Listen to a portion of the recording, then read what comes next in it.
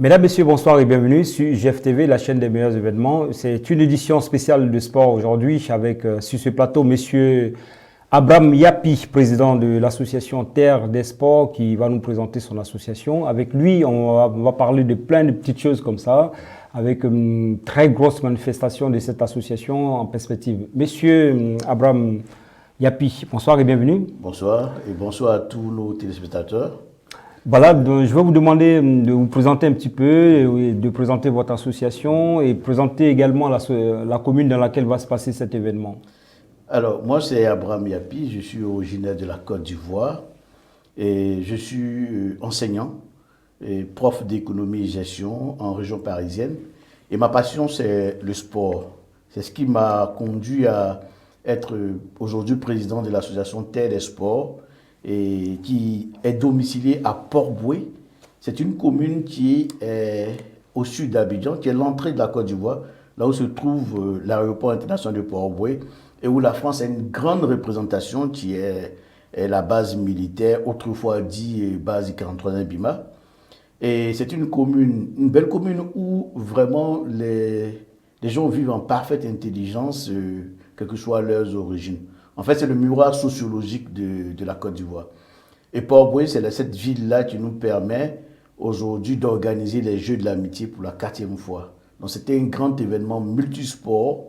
Et notre association, elle œuvre dans le développement et la pratique du sport, mais aussi dans une sorte de diplomatie sportive, parce que pour nous, on essaie à partir du sport d'ouvrir notre pays et principalement notre commune, Port-Bouët, à d'autres pays, à d'autres peuples et à d'autres organisations.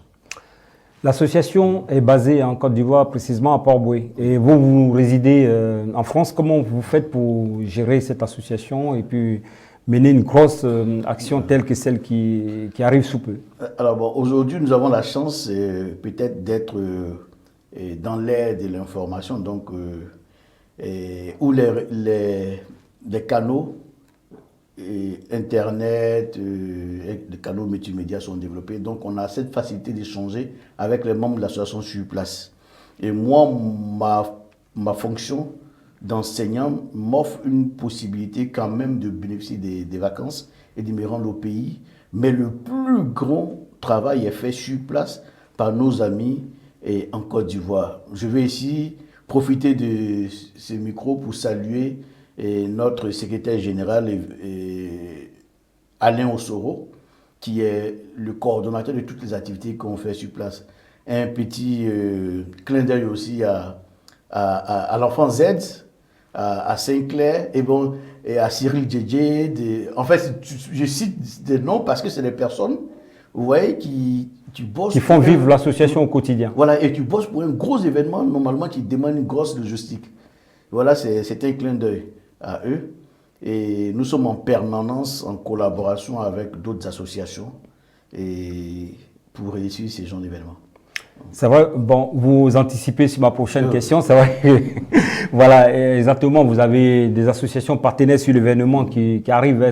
Comment s'est fait ce partenariat en fait? Alors, il se trouve que je suis en même temps le secrétaire général du collectif des sportifs ivoiriens de la diaspora, dont le président est Samabo Dominique, qui fut international, ancien joueur de l'AS Monaco, qui a été champion d'Afrique en 92, la première CAN de la Côte d'Ivoire. Et effectivement, donc, cette association-là est un ancrage ici en France qui nous permet d'avoir des rapports avec d'autres structures sur place. Il y a aussi sur place le collectif, non, en fait le CADV, qui est une association qui est dirigée par notre grand frère Brooke Luther et qui nous aide depuis le début dans toutes les activités que nous faisons. Donc vous voyez que, en fait, cet événement-là, les Jeux de l'amitié, c'est un événement assez lourd en termes logistiques, en termes de financement et tout. Et si on le réussit, c'est parce qu'il y a une synergie entre toutes ces associations-là. Et j'espère peut-être qu'à l'avenir, on aura des collaborations avec peut-être des associations de la métropole d'Orléans. Et ça, c'est notre souhait dans les années qui viennent.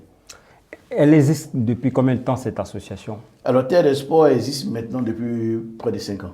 5 ans qu'elle existe et vous êtes déjà à la 4e édition. À la Donc, 4e édition. Dès la première édition, les choses ont commencé à émerger. On commençait à émerger. Alors, au départ, nous organisions des événements à Port-Bouët sans forcément être constitués en association. C'était des groupes d'amis, c'était un groupe d'amis au départ. Et puis, on s'est dit que pour travailler sur de gros projets et rendre notre action plus crédible, il était intéressant de se constituer en association. Nous sommes là depuis 5 ans maintenant. Est-ce que le gouvernement ou la municipalité de Port-Bouët vous accompagne sur ce type de projet? Alors, sur ce type de projet, on a quand même, je pense qu'on a quand même un accompagnement. Peut-être n'est pas ce qu'on souhaiterait, puisque déjà avoir l'autorisation de mener ce genre de projet-là vient de la mairie. On a des soutiens qui sont peut-être des soutiens... Sur le plan des infrastructures communales? Sur le plan des infrastructures communales, il faut dire que Port-Bouët, comme la plupart des communes d'Abidjan, n'est pas doté d'infrastructures de premier plan. Donc nous jouons sur des petits terrains de proximité, sur des terrains assez rudimentaires. Mais nous avons le soutien de quelques personnes. Par contre, nous attendons franchement un soutien plus grand de notre municipalité, de notre maire Moussilver. Quel type de soutien soyons précis, voilà. Des soutiens. On a parlé d'infrastructures tout à l'heure, vous avez dit que ce sont des infrastructures qui sont rudimentaires. Oui. D'accord, ce qu'on entend. Et derrière, est-ce qu'il y a un soutien financier parce que organiser un tel événement... Jusqu'à présent, on n'a pas de soutien financier de la part de la mairie. D'abord, dans les premières années, nous avons voulu porter l'événement par nos propres moyens. Nous avons porté l'événement par nos propres moyens, mais surtout par la solidarité de nos amis qui sont en France, qui sont en Europe, qui sont aux États-Unis et qui font des dons. Et nous aussi, nous essayons par nos petites cotisations. Quel type de dons? Des dons en matériel sportif, certains font des dons en numéraire, et cela nous aide à tenir l'événement. Nous avons sur place des personnalités dont peut-être je ne vais pas citer les noms. Bon, ben, vous êtes là. Hein, bon, voilà, je peux citer. Bon, je salue d'abord, je salue donc le grand frère Konaté Ibrahim, voilà, qui a, depuis le début, a été avec nous, qui nous a soutenu. Le grand frère Brooke Lothaire, président du CADV, qui nous soutient. Et aujourd'hui, sincèrement, nous attendons le soutien ferme de la mairie. Peut-être en termes numéraires, peut-être en termes d'équipement sportif. Voilà, nous avons dernièrement eu l'accord et le soutien du ministre donc, du tourisme de Côte d'Ivoire. Et nous espérons que jusqu'à ce que l'événement se tienne, nous aurons d'autres soutiens beaucoup plus... Qu'est-ce qu'un ministre du Tourisme vient faire dans des activités sportives alors qu'on s'attend au ministre de la Jeunesse et Sport de la Côte d'Ivoire, par exemple? Ben, en fait, l'idée, c'est que le ministre du Tourisme est quand même un individu qui est beaucoup intéressé par le développement de la commune, donc par l'émancipation de la jeunesse, et il ne manque pas, par exemple, à certaines occasions... Il est originaire de la commune de Port-Bouët? On va dire ça, oui. Ben voilà. On va dire ça. Et qu'il ne manque pas, à certaines occasions, de donner le coup de main aux jeunes. Alors, nous avons dit que toutes les aides sont les bienvenues parce que nous avons des amis aux États-Unis, en France, au Canada, qui ne sont même pas originaires de Port-Bouët, mais qui nous soutiennent dans cette activité. Elles sont les bienvenues. Le ministère des Sports nous a accordé un soutien l'année dernière, et cette année, nous attendons encore qu'ils répondent aux sollicitations que nous avons adressées. Voilà. Sur un tel événement, quel est le budget sensiblement alloué à un tel événement? Parce qu'il y a quand même des lots qui sont distribués, et il y a toute une logistique qui suit. Et je pense qu'il y a des bénévoles, mais il y a quand même un coût à tout cela. Ben, écoutez, c'est un événement qui est grand par la réussite de son organisation, mais qui est assez serré en termes de budget. Et nous avons tablé sur, en moyenne, nous allons sur 2 millions, 2 millions 5, 2 millions 500 000 francs CFA. Pourquoi? Parce qu'on reçoit beaucoup de dons en retour, des dons en nature.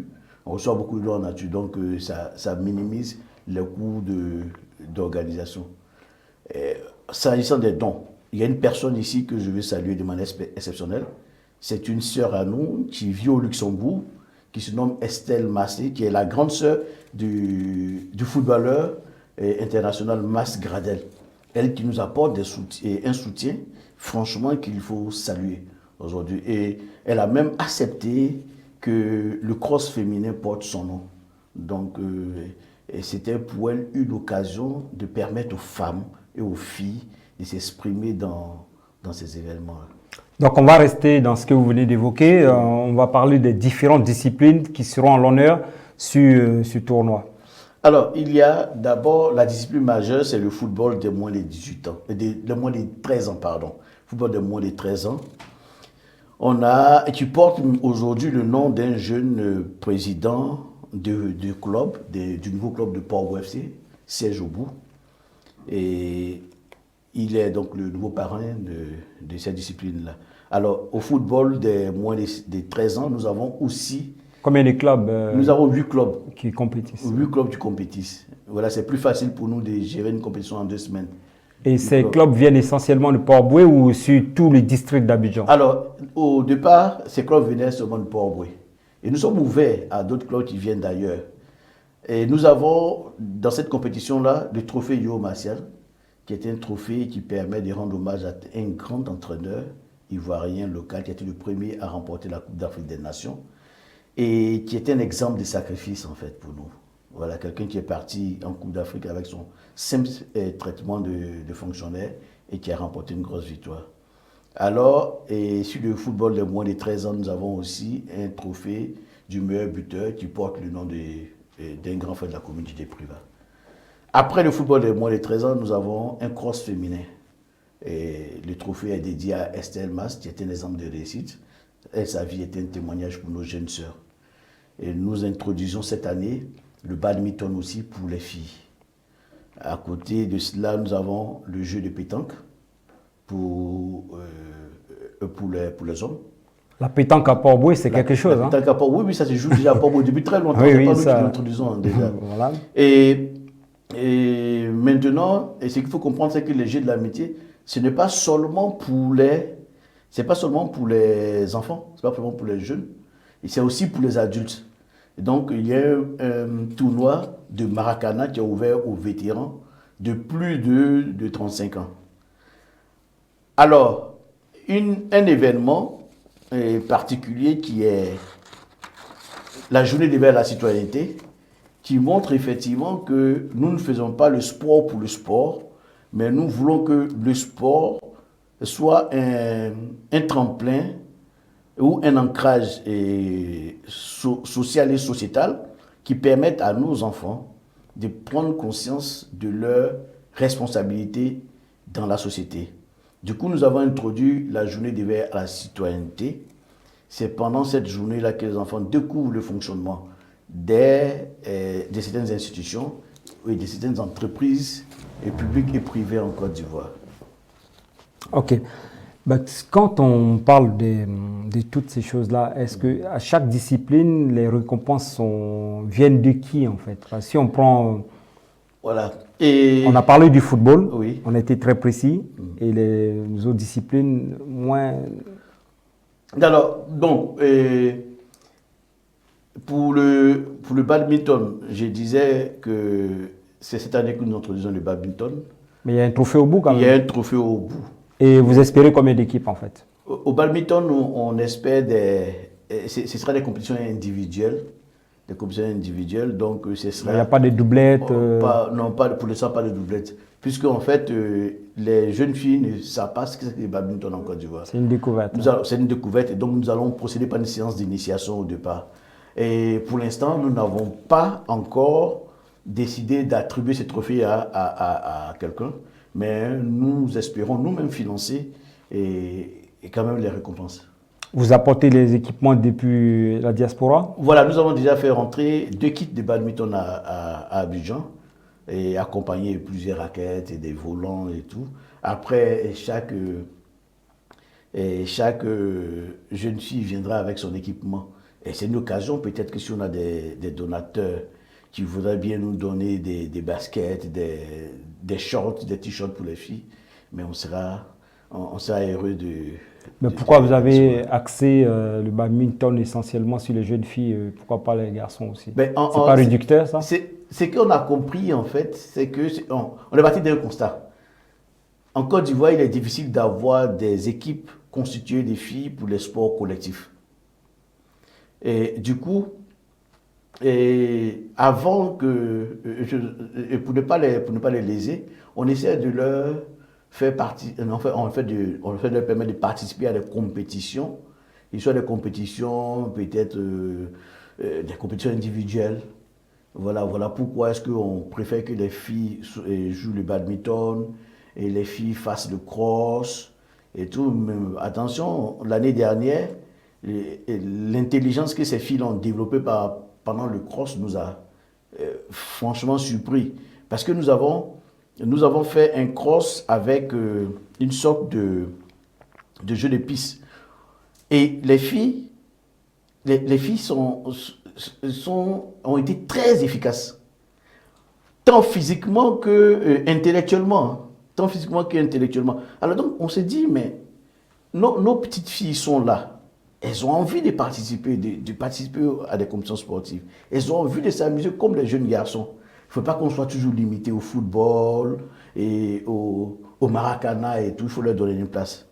Mais si d'aventure le sport est développé à Port-Boué et qu'on arrive à constituer des équipes de filles pour faire du football, pourquoi ne pas ouvrir la participation du tournoi de foot à des filles aussi? Je pense qu'il faut l'élargir parce que il me semble qu'il y a pas mal d'équipes féminines de football en Côte d'Ivoire. J'en ai vu sur Yopougon, à Diamé, il y avait un mini championnat quand même, hein, il y a pas mal de... voilà, donc effectivement, il y a du potentiel. Il y a des équipes féminines qui sont dans différentes communes, mais l'idée des Jeux de l'amitié, c'était de sortir en fait des équipes des quartiers de Port-Boué. Et dans les quartiers de Port-Boué, on n'est pas sûr de pouvoir trouver plusieurs équipes féminines au football. Mais vous m'avez dit à un instant que le tournoi est ouvert à tout le monde. Donc, si c'est ouvert à tout le district d'Abidjan, peut-être que d'autres communes des districts pourront venir s'associer à Port-Boué et ça peut donner des envies aussi, ça peut susciter des vocations. La grosse difficulté, c'est que nous avons un tournoi qui se joue sur 2 semaines. Il y a la question du déplacement des équipes qui pose un gros souci. C'est la raison pour laquelle jusqu'à présent, des équipes d'ailleurs ont du mal à venir. C'est-à-dire, si c'est pour participer à un tournoi d'un jour, de 2 jours, ça peut se gérer facilement. Mais un tournoi sur 2 semaines, c'est difficile. C'est la raison pour laquelle la plupart des équipes qui viennent sont celles de Port-Boué. Ok. Si je vous demandais de faire un bilan des 3 éditions passées, qu'en en serait-il en fait? Un bilan des 3 éditions passées, alors, j'ai dit, c'est d'abord un défi que nous avons relevé.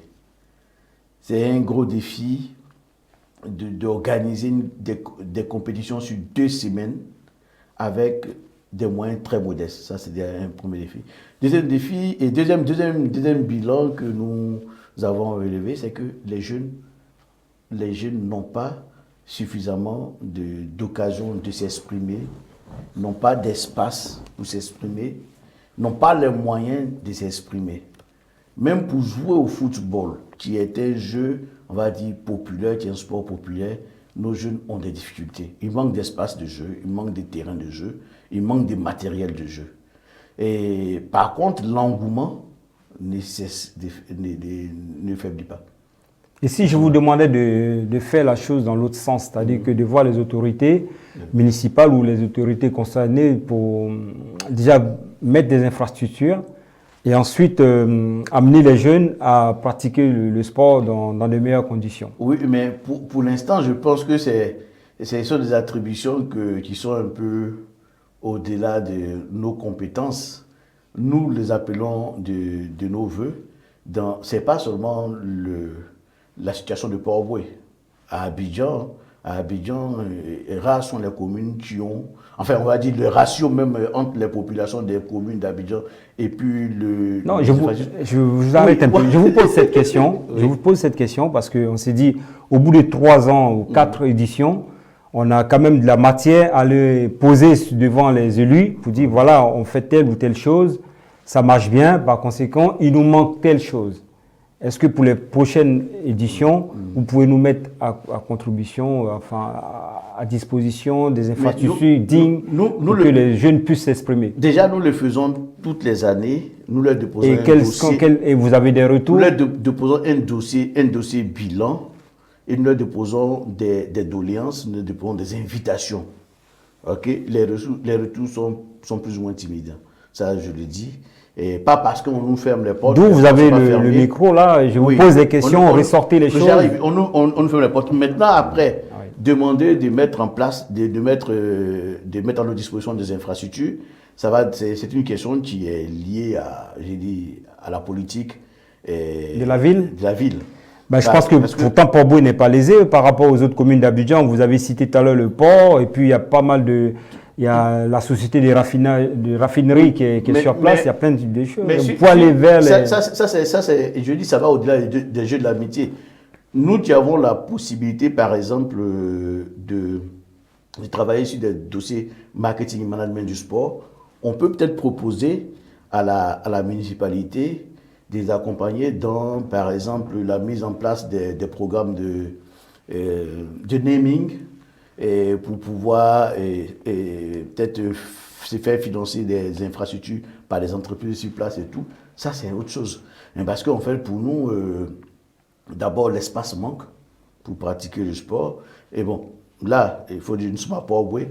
Je vais d'abord saluer... Vous avez la plage, hein? Je vais saluer le maire de Port-Boué qui a doté la commune de quelques city sports, des mini terrains.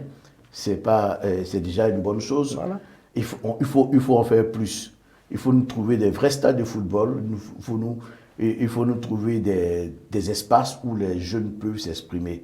Mais c'est une question qui est liée à la politique de la ville. C'est à la municipalité, franchement, de pouvoir chercher ses partenaires, de pouvoir monter des projets de construction d'infrastructures. Nous, on peut être disponible. Et éventuellement, avec le collectif des sportifs de la diaspora, on peut peut-être chercher des partenaires ici. Alors, encore faut-il que le projet soit clairement établi. Ok.